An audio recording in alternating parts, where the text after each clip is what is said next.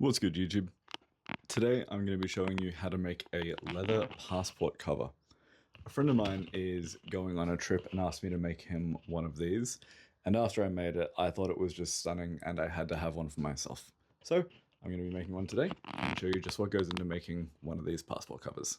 To start off, this project was created with scrap leather pieces that I had lying around. The main body is made from a 2mm thick vachetta, where the rest of the body are 1.2 to 1.5mm thick of scrap offcuts that I have scived to the thickness I wanted for each piece. This is not my own pattern. I did get it off Etsy, and I will include a link below for the original pattern if you're interested in making one of these yourselves. It's a very good pattern. I really enjoyed making it quite a lot. It's simple to work with, and I would recommend it if you are interested in having one of these passport covers for yourselves. Alternatively, a made-to-order version of this product is available in my Etsy shop in a link in the description.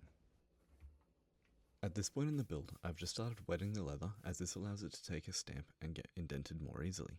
If you don't wet the leather, then the stamp won't take and it will leave a very vague impression, so this is a critical step if you want to have a clear maker's mark.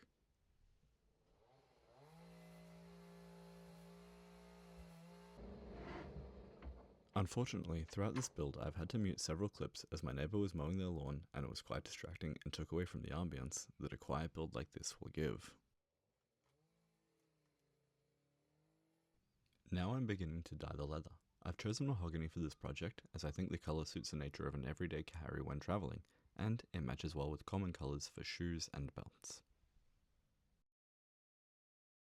I've made a small error here, where the leather for the main body was still partially wet from when I stamped the logo.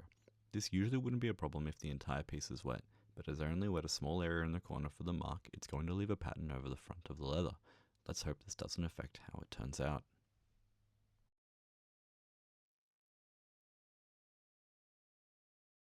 After I finish dyeing the leather, I leave it aside overnight to dry. Now, I've come back to give it a treatment of neatsfoot oil. This helps to restore the softness to the leather after it has been dried out from the alcohol in the dye.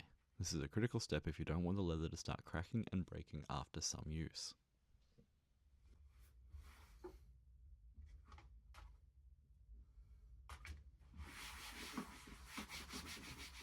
As there is so much sanding and edge finishing in this project already, I've decided to omit clips of it here.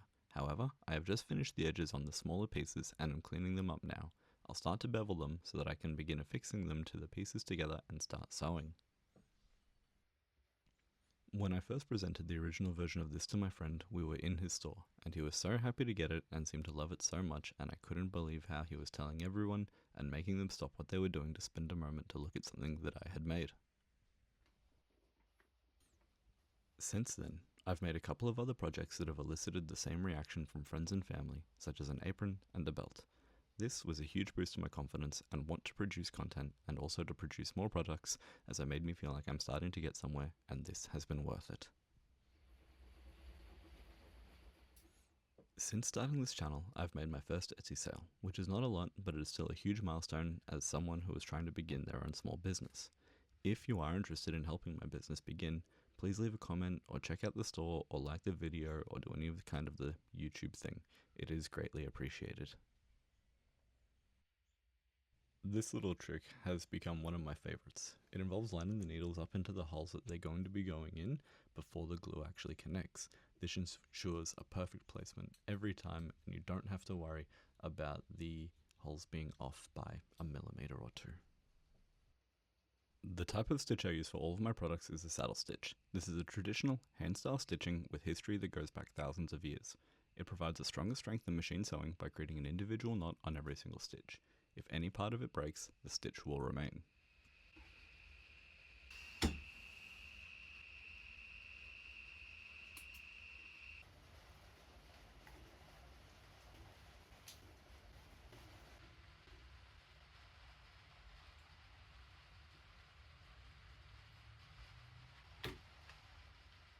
For the outside edges, I'll start standing at 180 grit all the way up to 5000, with the occasional edge beveling and light burnishing along the way. This will give it a glass-like finish at the end, and also help to prevent any moisture from being able to get into the leather. This will help to ensure the longevity of the piece and to make sure that it lasts for years to come.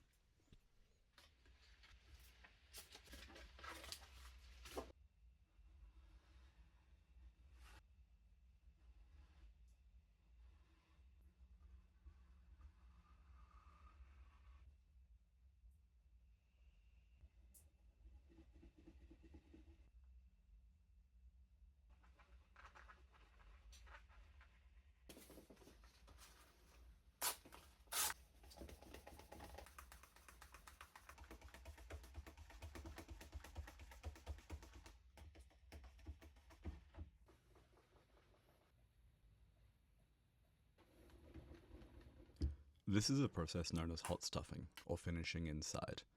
By adding paraffin wax to the edges of the leather, it helps to perform a protective seal around everything that has been done and to prevent damage to the edges. It gives a nice, high gloss finish while also locking in the fibers in place. A light cloth burnish after, with canvas, and the piece is complete.